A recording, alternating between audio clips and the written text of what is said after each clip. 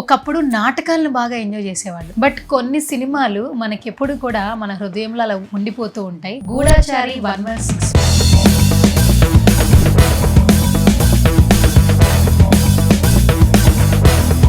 ఎంతమంది హీరోలు ఉన్నా ఇప్పటికీ సూపర్ స్టార్ కృష్ణ గారికి అభిమానులు కొనసాగుతూనే ఉంటారు. ఆ లెగసీని మహేష్ బాబు గారు కంటిన్యూ చేస్తూ ఉన్నారు.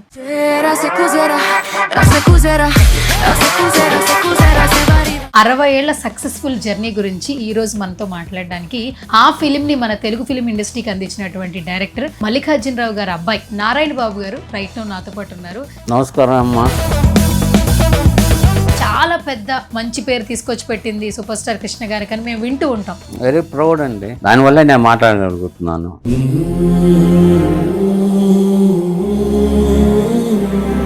ఇండియాలో ఫస్ట్ లవకుశ సీత క్యారెక్టర్ వేసింది మా నానమ్మ గారు.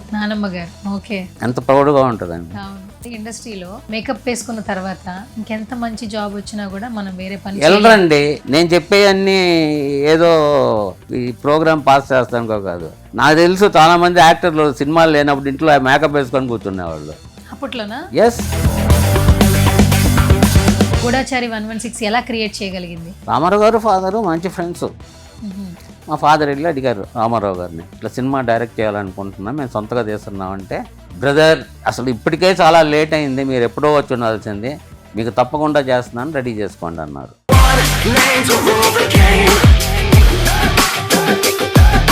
మెగాస్టార్ చిరంజీవి గారు స్వయం కృషితో పైకి వచ్చారని చెప్తూ ఉంటారు చిరంజీవి గారిని. ఒకరినొకరు చూసుకుంటాం, నవ్వుకుంటాం, బాగున్నావా అంతవరకే, ఎక్కువ టచ్ లేదు. కానీ I use to watch Chiranjeevi గారు అండి. టెరిఫిక్ పర్సన్, నైస్ పర్సన్ అండి. సెల్ఫ్ మేడ్ అంటుంటారు సార్ చిరంజీవి. 100% అండి సెల్ఫ్ మేడ్.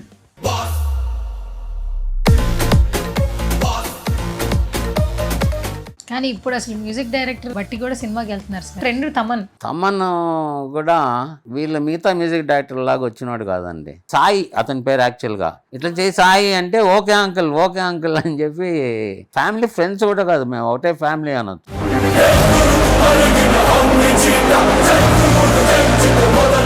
మేడం భువనేశ్వరి గారు పిలిచారు. అలా ఈ గొప్ప కార్యక్రమం మేము ముందుకు ఎట్లా తీసుకెళ్లాలని మా టీం అంతా ఆలోచించేటప్పుడు మాకు ముందు గుర్తుకొచ్చింది ఎన్ తమ్మన్ గారు.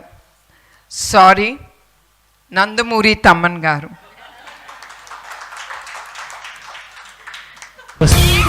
హాయ్, హలో, నమస్తే. This is Suvarna. Welcome to Suman TV.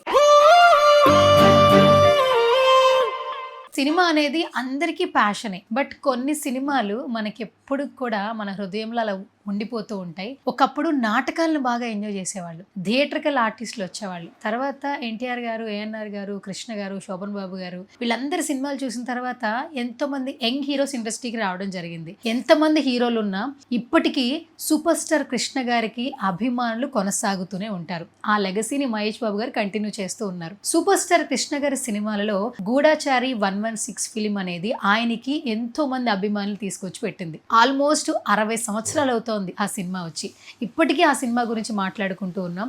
60 ఏళ్ల సక్సెస్ఫుల్ జర్నీ గురించి ఈ రోజు మనతో మాట్లాడడానికి ఆ ఫిలింని మన తెలుగు ఫిలిం ఇండస్ట్రీకి అందించినటువంటి డైరెక్టర్ మల్లికార్జున రావు గారు అబ్బాయి సో నారాయణ బాబు గారు రైట్ నౌ నాతో పాటు ఉన్నారు. సో నాట్ ఓన్లీ మల్లికార్జున రావు గారు, ఈ ఫ్యామిలీ మొత్తం కూడా ఇండస్ట్రీకి సంబంధించే పర్సన్స్ అనమాట.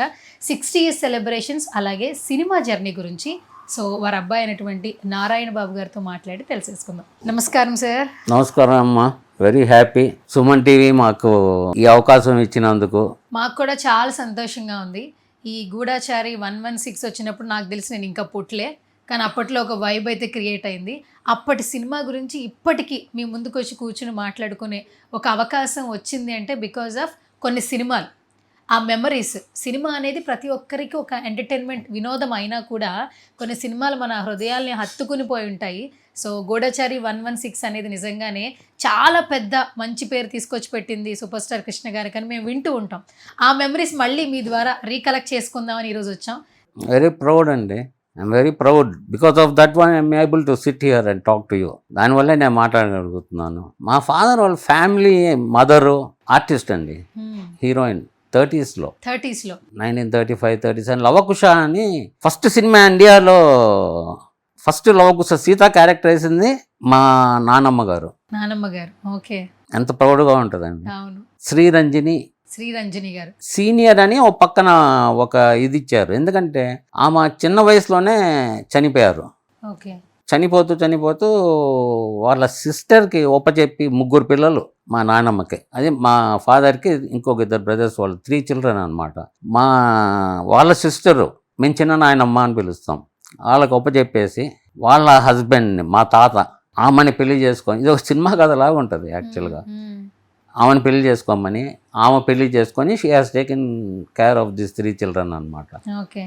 ఆమె కూడా ఇండస్ట్రీకి వచ్చేసారు. ఇండస్ట్రీకి వచ్చినప్పుడు 47లో మా ఫాదర్కి చాలా పిచ్చండి సినిమాలంటే. గుంటూరులో చదువుకునే రోజుల్లోనే రామారావు గారు మా ఫాదర్ మంచి ఫ్రెండ్స్. వాళ్ళు వేరే వేరే కాలేజీలు యాక్చువల్గా. మా ఫాదర్ హిందూ కాలేజు, ఆయన ఇంకేదో కాలేజ్ ఉండేది. బట్ ఈ నాటకాలు, ఈ కల్చరల్ యాక్టివిటీసు ఇవన్నీ వచ్చినప్పుడు వీళ్ళు కలిసేవాళ్ళు. అట్లా సినిమా డ్రామా నుంచి, స్టేజ్ నుంచి వచ్చినప్పుడు గొల్లభామలో 1947 గొల్లభామలో ఒక క్యారెక్టర్ ఇచ్చారు. ఆ క్యారెక్టర్ చేసిన తర్వాత ఆటోమేటిక్గా ఇంట్రెస్ట్ పెరుగుద్ది కదండి. ఒకసారి రంగు వేసుకున్నారంటే మొహానికి అది చాలా తుడిపాలంటే కష్టం. అది కాదు, ఇప్పటికి కూడా సార్ కొంతమంది ఇండస్ట్రీలో మేకప్ వేసుకున్న తర్వాత ఇంకెంత మంచి జాబ్ వచ్చినా కూడా మనం వేరే పని వెళ్ళరండి. టెక్నీషియన్స్ కూడా 24 క్రాఫ్ట్స్లో డైరెక్టర్లు, మ్యూజిక్ డైరెక్టర్లు, డిఓపీలు, ఎడిటర్లు, ప్రతి ఒక్కరు కూడా డాన్స్ కొరియోగ్రాఫర్లు వన్స్ ఒకసారి ఇండస్ట్రీలో అడుగు పెడితే అక్కడ ఫ్యూచర్ బాగుంటుంది, ఇంకొక జాబ్ చేయండిరా అన్నా కూడా చేయలేము. అది ఎందుకంటారు? మీ టోటల్ ఎక్స్పీరియన్స్ ఏంటి? నేను చెప్పే అన్నీ ఏదో కథలో ఈ ప్రోగ్రామ్ పాస్ చేస్తానుకో కాదు. నాకు తెలుసు చాలా మంది యాక్టర్లు సినిమాలు లేనప్పుడు ఇంట్లో మేకప్ వేసుకొని కూర్చునేవాళ్ళు అప్పట్లోనా. Yes, I don't know what you call, అడిక్షనా, ప్యాషనా ఏంటనేది. నేను ఐఎమ్ నాట్ జోక్గా ఫన్గా చెప్పట్లేదు. దట్ ఈస్ ది అడిక్షనే. It's not passion. అంటే పని అయినప్పుడు ఎందుకు మేకప్ వేసుకుంటాం, ప్యాషన్ ఎందుకు అవుద్ది, కానీ అది ఒక అడిక్షన్. సో ఇప్పుడు నాన్నగారి గురించి మాట్లాడుకుందాం. సో ఆయన జర్నీ కానీ, ఇప్పుడు మీ ఫ్యామిలీ అందరూ కూడా ఇండస్ట్రీ జర్నీయే, కానీ అప్పట్లో గూఢచారి 116 అనేది కృష్ణ గారికి చాలా మంచి పేరు తెచ్చిపెట్టిందని వింటూ ఉన్నాం మేము. సో ఒక్కసారి ఆ మెమరీస్ని చెప్పండి. అంత బూమ్ గూఢచారి 116 ఎలా క్రియేట్ చేయగలిగింది? మా ఫాదరు మీకు నేను ఇందాక చెప్పినట్టుగా గొల్లబొమ్మలో యాక్ట్ చేశారు. యాక్ట్ చేసిన తర్వాత వాయిని స్టూడియోలో అదొక స్కూల్, అదొక పెద్ద స్కూల్ ఆ రోజుల్లో. ఈయన యాక్టింగ్ కోసం వెళ్తే వాళ్ళు చేర్చుకుంటారనమాట. చేర్చుకొని నెలకు 100 రూపాయలు, 150 శాలరీ ఇస్తారు. ఏదైనా అవకాశం ఉంటే వేషం ఇస్తారు. దాంట్లో రామారావు గారు కూడా ఉన్నారు. రామారావు గారు ఫాదరు మంచి ఫ్రెండ్స్. సరే అని చెప్పి ఒక 7 months 8 months అయిపోతుంది. మా ఫాదర్ ఎం మల్లికార్జునరావు, ఆయనకి ఒక వేషం కూడా రాలా. ఇంకా ఆయన ఓపిక పట్టలేక కేవీ రెడ్డి గారి దగ్గరికి వెళ్ళి ధైర్యం చేసి, సార్ నేను వచ్చింది డబ్బులు తీసుకొని ఊరినే కూర్చొని తిని వెళ్తాను కాదు సార్, అంబిషను ఇది అంటే. అయ్యో నేను మర్చిపోయానయ్యా అసలు నీ గురించి, నేను రాకపోతాం అంటే ఏమన్నా వచ్చుండవు వేషాలు, ఒక పని చేయి, నువ్వు ఖాళీగా ఉంటావు ఎందుకు, ఎల్లి ప్రసాద్ గారి దగ్గర నేను చెప్తాను, నేను డైరెక్షన్ డిపార్ట్మెంట్లో చేరమన్నారు. సరే, హీ ఆల్సో ఐడల్గా ఉంటాం ఎందుకు అని చెప్పి ఎల్లి ప్రసాద్ గారి దగ్గర డైరెక్షన్ డిపార్ట్మెంట్లో చేరారు. ఇంకా అక్కడి నుంచి he like that profession. He was good in writing, doing screen play. అందరు పెద్ద పెద్ద డైరెక్టర్లు అందరూ బాగా లైక్ చేసేవాళ్ళు. ఎన్ని పెద్ద పెద్ద సినిమాలు, పెద్ద పెద్ద బ్యానర్స్ చేసేవాళ్ళు. అప్పుడు రాజలక్ష్మి అని సుందర్లాల్ నాథను, అశ్వత్ నారాయణ అని ఉండేవాళ్ళు. సుందర్లాల్ నాథ and Dhoondi was a very famous combination. But అంతకుముందు అశ్వత్ నారాయణ అని ఉండేవాళ్ళు. ఆయన ఉన్నప్పటి నుంచి మా ఫాదర్ దాంట్లో పనిచేసేవాళ్ళు. ఎట్లా పనిచేసేవాళ్ళు అంటే మొత్తం అన్నీ ఆయనే. ఆర్టిస్టులు డేట్స్ తీసుకుంటాం, షూటింగ్లు, సెట్లు. ఇంకా సుందరనాథ గారికి దత్తపుత్రుడు లాగా. సో సిఎస్ రావు గారు చేసిన, వి మధుసూదన్ రావు గారు చేసిన, అందరికీ చాలా డీప్గా అసిస్టెంట్ అంటే ఊరినే అక్కడ వచ్చి అట్లా చేస్తాం కాదు. He was almost a small part of direction department of the director, small part of the director. అది నేను చెప్పింది కదండి, చాలామంది నాకు చెప్పింది నేను షేర్ చేసుకుంటున్నా. అసలు యాక్చువల్గా శాంతి నివాసం ఆయన చేయాల్సింది. జనరల్గా ఇంకా అడుగుతుంటారు కదా సుందరలానాథ కానీ మా ఫాదరు సుందరలానాథ అని ఆ రోజుల్లో అందరూ అంటే ఆ గ్రూప్ వాళ్ళు సేటు అనేవాళ్ళు. ఆయన షరీఫ్గా కూడా చేశారు ఓకే. చెన్నైకి. సేటు నాకు సినిమా ఎప్పుడు ఇస్తావు సేటు అంటే నెక్స్ట్ సినిమా నీదే మళ్ళీ అని పిలిచేవాళ్ళు ప్రేమగా. నెక్స్ట్ సినిమా నీదే మళ్ళీ అని చెప్పి ఇచ్చేవాళ్ళు కాదు, ఎందుకంటే ఈయన వెళ్ళిపోతాడేమో డైరెక్షన్ చేస్తే అనేసి. అంటే సచ్ సిన్సియర్ వర్కర్ అనమాట. లాస్ట్లో శాంతినివాసన్ నీదే మళ్ళీ నువ్వే చేయి అన్నారు. చాలా బాగా వర్కౌట్ చేసుకున్నారంట ఆయన. అంటే అన్నీ చేసుకున్నారు, నువ్వే చేయి అనేటప్పటికి he has put that extra what you call some సొంతది అనేటప్పటికి దానికి ఎక్కువ కేర్ తీసుకొని లాస్ట్ మినిట్లో సిఎస్ రావు గారిని పెట్టారు. ఓకే. సరే అది కూడా అయిపోయింది. హీ వాజ్ డిసప్పాయింటెడ్, ఏంటి మనకి ఇస్తామని చెప్పి లేదని చెప్పి. ఇవన్నీ మా తాత గమనిస్తున్నారు. ఇతను చాలా డిప్రెషన్లో ఉన్నాడు, ఇంత వర్క్ చేయించుకుంటున్నారు వీళ్ళు, డైరెక్షన్ చేయట్లేదు, మనమే చేద్దాం. అప్పటికే మా తాత మహాకవి కాళిదాస్ అని చెప్పి నాగేశ్వరరావు గారితో తీశారు, దానికి నేషనల్ అవార్డు వచ్చింది ఆ సినిమాకి. Will do one film for our boy అనేసి ప్రెమిలార్జునియం అని ఎన్టీ రామారావు గారితో మా ఫాదర్ వెళ్ళి అడిగారు రామారావు గారిని, ఇట్లా సినిమా డైరెక్ట్ చేయాలనుకుంటున్నాం, మేము సొంతగా తీస్తున్నామంటే he was very happy. Okay. Brother అసలు ఇప్పటికే చాలా లేట్ అయింది, మీరు ఎప్పుడో వచ్చి ఉండాల్సింది, మీకు తప్పకుండా చేస్తున్నాను, రెడీ చేసుకోండి అన్నారు. సార్ ఇప్పుడు అప్పటి మెమరీస్ కొన్ని ఇప్పటికి కూడా చాలామంది ఎవరైనా వాళ్ళ అభిప్రాయాలు చెప్తుంటే వినాలనిపిస్తుంటుంది. ఇప్పుడు సినిమాలంటే మెగాస్టార్ చిరంజీవి గారు, పవర్ స్టార్ పవన్ కళ్యాణ్ గారు, ఇలా రెబల్ స్టార్ ప్రభాస్ గారు, అంటే ఒక్కొక్క హీరోకి స్టార్ అనే ఒక ఇమేజ్ ట్యాగ్ ఇప్పుడు తీసుకోగలుగుతున్నాం కదా. అప్పట్లో సూపర్ స్టార్ కృష్ణ గారు అని అనేవాళ్ళంట. సూపర్ స్టార్ అనే ట్యాగ్ ఎట్లా వచ్చింది? సూపర్ స్టార్ అనే ట్యాగ్ ఎవరు ఇచ్చారు అసలు కృష్ణ గారికి? అది ఎవరో ఇచ్చింది అయితే ఆర్టిఫిషియల్గా ఉండేది, అది జనం ఇచ్చారు. ఓకే. ఎవరో ఇచ్చింది డాక్టరేట్గా ఇచ్చిందో కొనుక్కుంటామో అది కాదు, అది జనం ఇచ్చిన క్రెడిట్ అది. ఓకే. ఆయనలాగా స్టార్డమ్ నాకు తెలిసింది, నేను చిన్నప్పుడు ఊహ తెలియనప్పటి నుంచి నేను చూస్తూనే ఉన్నా. చిరంజీవి గారి దగ్గర నుంచి కాదు, రామారావు గారి దగ్గర నుంచి, సోహన్ బాబు గారి దగ్గర నుంచి, కృష్ణ గారి దగ్గర నుంచి, వీళ్ళందరూ చిరంజీవి గారిని వాళ్ళని కూడా చూసా. వాళ్ళు మామూలుగా రాలా, చాలా కష్టపడి వచ్చారు పైకి.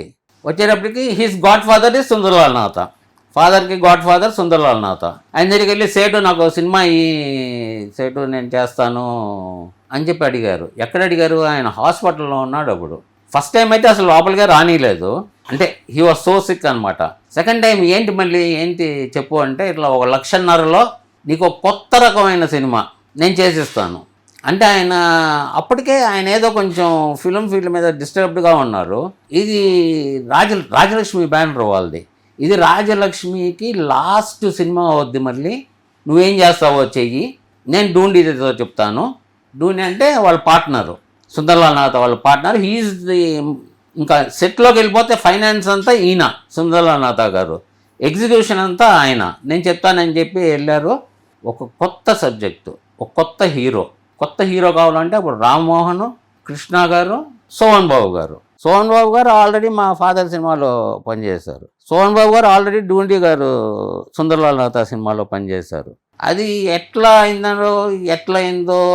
కన్విన్స్ చేశారో డూండి గారిని. డూండి గారు మాట వినరు, ఎట్లా కన్విన్స్ చేశారో తెలియదు. మా ఫాదరు నాకు కృష్ణనే కావాలి, ఐ వాంట్ కృష్ణ అని చెప్పి కృష్ణని కన్ఫర్మ్ చేసి స్టార్ట్ చేశారు. అన్నీ అయ్యింది, హిట్ అయ్యింది సినిమా. రిలీజ్ అయ్యి మార్నింగ్ హిట్ అయిందండి. మరుసటి రోజు పొద్దునగా ఆయనకి 20 సినిమాలు వచ్చినాయి. మా నాన్నగారికి కాదు, మా నాన్నగారికి వస్తే కృష్ణ గారికి నెక్స్ట్ డే మార్నింగ్ కృష్ణ గారికి గూఢచారి రిలీజ్ అయిన నెక్స్ట్ డే మార్నింగ్ కృష్ణ గారికి 20 సినిమాలు వచ్చినాయి. ఆ సినిమాతో మొత్తం 20 సినిమాల దాకా ఒప్పుకున్నారు. అది హిస్టరీ అండి. అది ఏ హీరోకి, మన ఇండియా వరకు ఫారెన్లో కూడా అసలు 20 సినిమాలు తీరు వాళ్ళు. He has dominated, created record అనమాట. 116 గూఢచారి 116. ఇప్పటికీ ఆ ఫ్రాంచైజీలు చాలా. ఇప్పుడు చిరంజీవి గారు చేశారు, తర్వాత మొన్న అడవిశేష్ గారు కూడా గూఢచారిని హిట్ కొట్టారు. అసలు ఆ పేరుకే ఏదో ఒక రకమైన స్పెషల్ క్రియేటివిటీ ఉన్నట్లుంది. గూఢచారి అని అంటే ఏదైనా హిట్టే సినిమా అసలు. తర్వాత చాలా ఫ్రాంచైజీలు వచ్చాయి, కానీ స్టార్ట్ చేసిన నాన్నగారు అయినా కూడా అవును. ఆ వైబు అదంతా కూడా స్టిల్ ఇప్పటికీ మనం కృష్ణ గారి గురించి మాట్లాడుకుంటున్నాం అంటే బికాస్ ఆఫ్ సినిమా. అండ్ ఇందులో ఫస్ట్ శోభన్ బాబు గారు చేస్తారు, చేయలేకపోయారు, కృష్ణ గారు వచ్చారని కూడా చాలా మంది బయట కూడా, రామ్మోహన్ మాట్లాడుతూ ఉన్నారు. అదంతా ట్రూ అండి. But as a director my father he's liked Krishna garu. Dundi garu దాన్ని ఓకే అన్నారు, అది చేశారు. తర్వాత rest is history. Rest is history. And ఇందులో జయలలిత గారు, సో జయలలిత గారిని ఇప్పటికీ అమ్మ అనే పిలుస్తారు. అంటే ఆవిడ అక్కడ ఉన్నా కూడా, ఇక్కడ తెలుగులో ఉన్న వాళ్ళు కూడా ఒకప్పుడు ఆమె చేసిన యాక్టింగ్ని ఇప్పటికి గుర్తుపెట్టుకున్న, ఆమె పొలిటీషియన్ అయినా కూడా, ఒక నార్మల్ పర్సన్గా ఉన్నా కూడా ఆ లవ్ క్యారీ ఫార్వర్డ్ అయ్యింది ఆవిడ ఉన్నంతసేపు కూడా. సో జయలలిత గారి గురించి మాట్లాడుకుంటే ఒక డిఫరెంట్ వైబే వస్తుంది. సో ఒక్కసారి ఆవిడతో మీకు ఏమన్నా సెట్స్లోకి వెళ్ళినప్పుడు మాట్లాడేవాళ్ళు, ఒకసారి ఆ మెమరీస్ రీకలెక్ట్ చేయండి. నేను చాలా చిన్నవాడినండి అప్పుడు, చాలా చిన్న. I have been 8 years. నేను చాలా చిన్నవాడినండి అప్పుడు, ఐ హావ్ బీన్ 8 years. అప్పుడు అసలు జయలలిత గారు అంటే ఎవరో కూడా తెలియదు నాకు. తర్వాత జయలలిత అంటే మేము బేసిక్ మెడ్రాస్లో ఉండేవాళ్ళం కదా, మేము పుట్టి పెరిగింది, మా గ్రాడ్యుయేషను అంతా ఇది. ఆమెతో అంత టచ్ ఏం లేదు మాకు. కాకపోతే తర్వాత ఆమె ఫ్యాన్ అయిపోయాను నేను. సార్ ఇప్పుడు మనం గూఢచారి గురించి మాట్లాడుకుంటున్నా కూడా, మీ తాతగారి దగ్గర నుంచి మీ నాన్నగారు, మీరు ఇండస్ట్రీలో ఎవరో ఒకరితో ఏదో ఒక అనుబంధం ఉండింది. ఒకప్పుడు ఎన్టీఆర్ గారిని అన్నగారు, ఇంట్లో వాళ్ళ ఇంట్లో ఫ్యామిలీ మెంబర్ లాగా ఎన్టీఆర్ అన్న, ఎన్టీఓడు అని పిలిచేవాళ్ళంట. అవును. ఊర్లలో ఎన్టీఆర్ గారి ఫొటోస్ ప్రతి ఇంట్లో ఉండేదట, ఆయన ఫోటో ఫ్రేమ్ పెట్టుకుని ఉండేవాళ్ళంట. నాటకాలు వేసినప్పటి నుంచి కూడా, అది పొలిటీషియన్ అయిన తర్వాత కూడా అది ఇంకా ఇంట్లో మెంబర్గా హెల్ప్ అయ్యింది, అంటే వాళ్ళ అభిమానం హెల్ప్ అయ్యిందని కూడా మాట్లాడుతూ ఉంటారు. సో అప్పట్లో ఎన్టీఆర్ గారిని ఎన్టీఓడు అని పిలుచుకోవడం కానీ, ఆయన మీద ఉన్నటువంటి ప్రేమ ప్రేక్షకుల్లో ఏ విధంగా ఉండేది, ఏమన్నా తెలుసా మీకు? అఫ్ కోర్స్, ఎందుకంటే మా సినిమానే నేను 6 years 7 years ఉన్నప్పుడే మా సినిమా చేశారు. I remember going to the sets of Pramilarjuneeyam. And non controversial person అండి, not only with the industry కానీ ఇది కానీ అది కాదు. ఆయన పొద్దున బదుల రోడ్లో ఉండేవాళ్ళు. పొద్దున్న తిరుపతికి వెళ్ళిన తర్వాత సెకండ్ దేవుడు ఈయన దగ్గరికి వచ్చేవాడు. జనం పొద్దున బస్సులు వచ్చాయండి.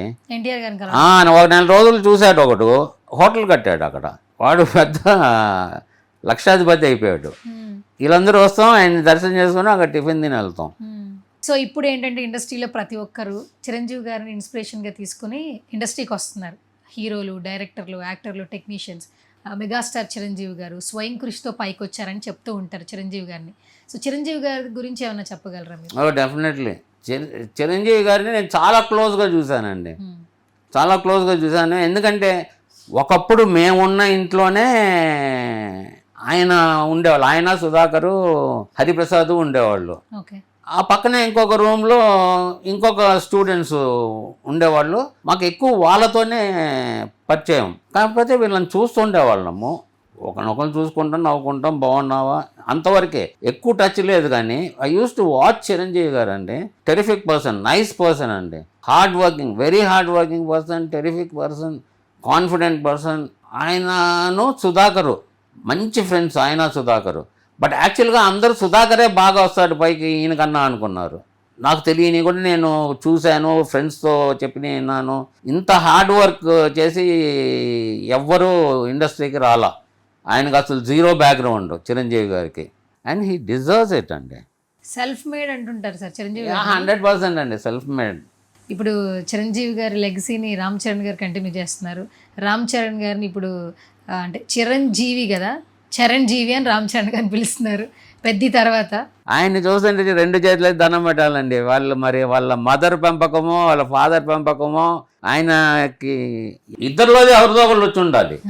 డెఫినెట్గా ఆయన సొంతదైతే కాదు అది. డౌన్ టు ఎర్త్ ఉండడం, చాలా డౌన్ టు ఎర్త్ అండి. డౌన్ టు ఎర్త్ కూడా దాంట్లో కూడా చాలా డౌన్ టు ఎర్త్. ఓకే.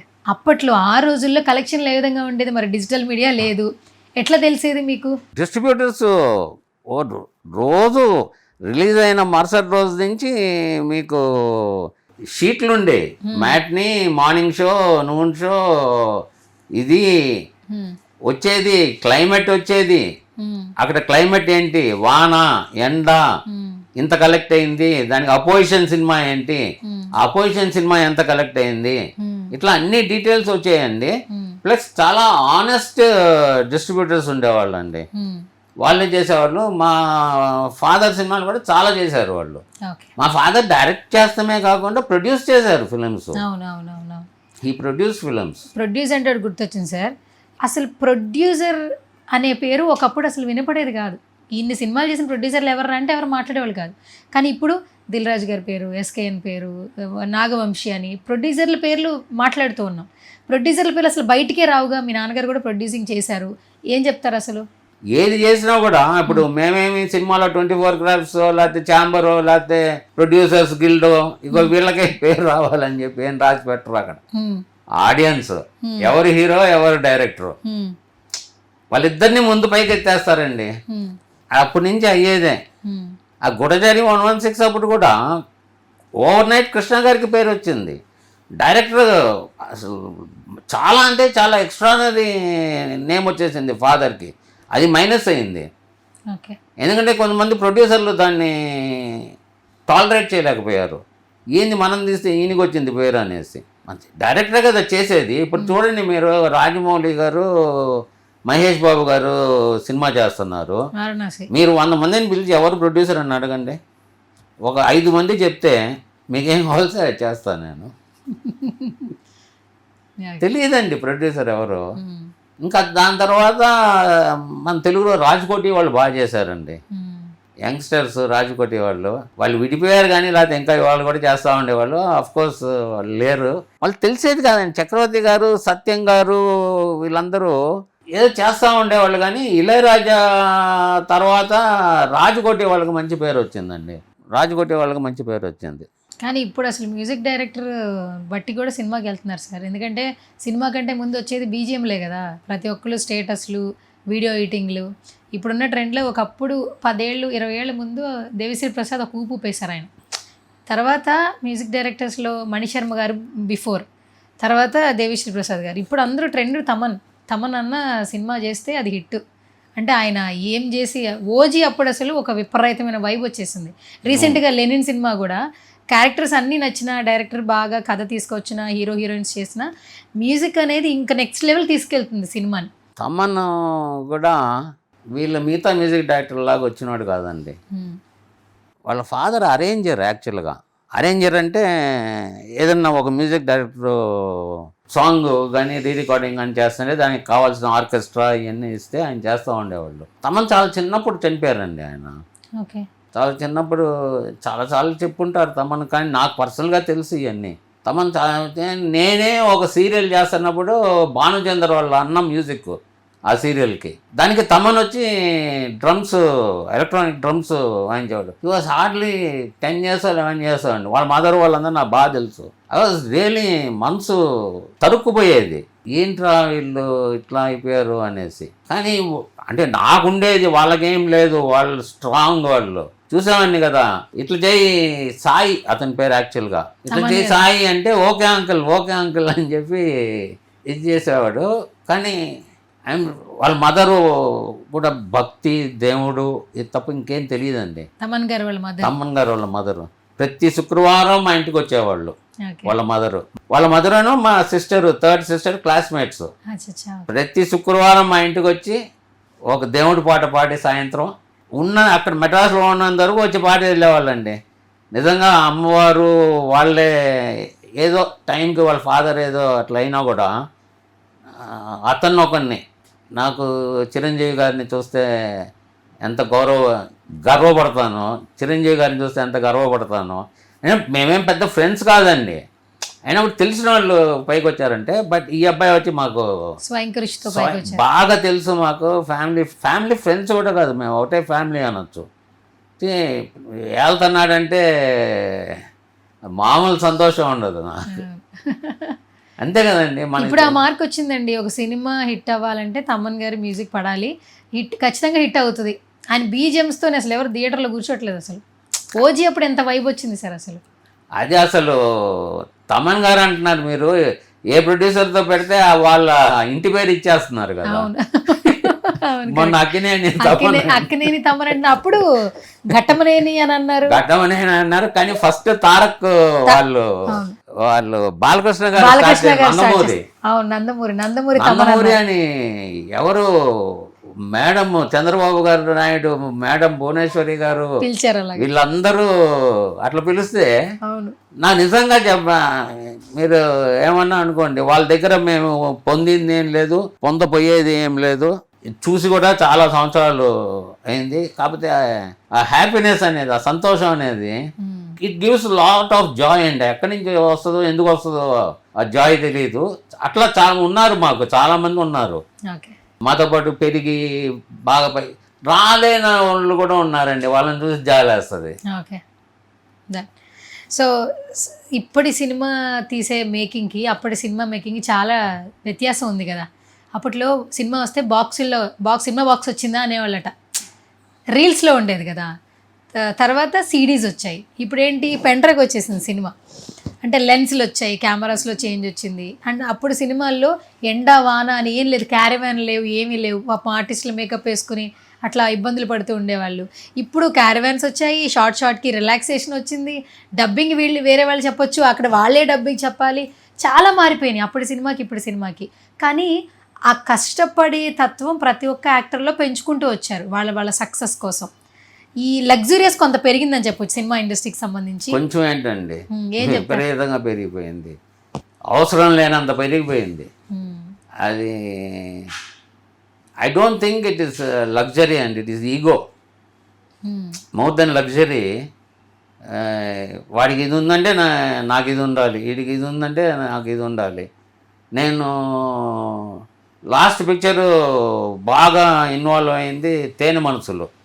మన కృష్ణ గారు, జయప్రద, సుహాస్ని చేసింది, రవీందర్ సింగ్ బాబు డైరెక్షన్లో. అక్కడ చూసే ఊటీలో చెట్టు కింద చాప వేసుకొని పడుకునేది సుహాస్ని. అసలు ఎంత హాయిగా ఉంటుందండి నాకు తలుచుకుంటుంటేనే. ఇప్పుడు క్యారవాన్లో ఏముంటుందండి, క్యారవాన్లో అక్కడ ఉంటుంది. బట్ వచ్చినాయి ఫెసిలిటీస్ని వాడుకుంటున్నారు. But I think they are misusing the facilities. అంత అవసరం ఏమీ లేదు, దే ఆర్ టోటలీ మిస్యూజింగ్ అండి. ఇది ఈగో అను ప్రెస్టీజే. సో మొత్తానికి 60 ఏళ్ల తర్వాత అంటే ఒక సినిమా గురించి కూడా మాట్లాడుకుంటున్నాం అంటే బికాజ్ ఆఫ్ మీ నాన్నగారు. సో మన మధ్యన లేకపోయినా కూడా ఆయన మెమరీస్ ఎప్పటికీ మీతోనే ఉంటాయి. సినిమా ఇండస్ట్రీతో ఉన్నటువంటి అనుబంధం కూడా అలాగే ఉంటుంది. సో ఈ సినిమా ఒక ట్రెండ్ క్రియేట్ చేసింది కాబట్టి సుమన్ టీవీ ప్రేక్షకులతో మళ్ళీ పంచుకునే విధంగా ఈరోజు మిమ్మల్ని కలవడం జరిగింది నారాయణ బాబు గారు. Thank you so much once again. So ఫైనల్గా మా సుమన్ టీవీ ఆడియన్స్కి ఏం చెప్పేస్తారు? నాకు ఈ గూఢచారి 116 గురించి ఈరోజు సుమన్ టీవీ వాళ్ళు గుర్తుపెట్టుకొని 60వ ఏట బర్త్డే అంటారా, అంతే 60th బర్త్డే సుమన్ టీవీ యాజమాన్యానికి చాలా కృతజ్ఞతలు. ఇంటర్వ్యూ ఎలా చేశాను సార్, ఈ అమ్మాయిని చాలా సార్లు చూసి భలే చేస్తుంది అనుకునేవాడిని. కానీ నాకు ఈ అవకాశం వస్తుందని చెప్పి నేను ఊహించలేదు. ఇది కూడా సుమన్ టీవీ వాళ్ళకి ఇంత మంచి యాంకర్ని పంపించినందుకు కృతజ్ఞతలు తెలియజేసుకుంటున్నాను. It is not joking, I'm very serious. Wish you all the best. I wish Suman TV and you and all your team members a very, very happy future.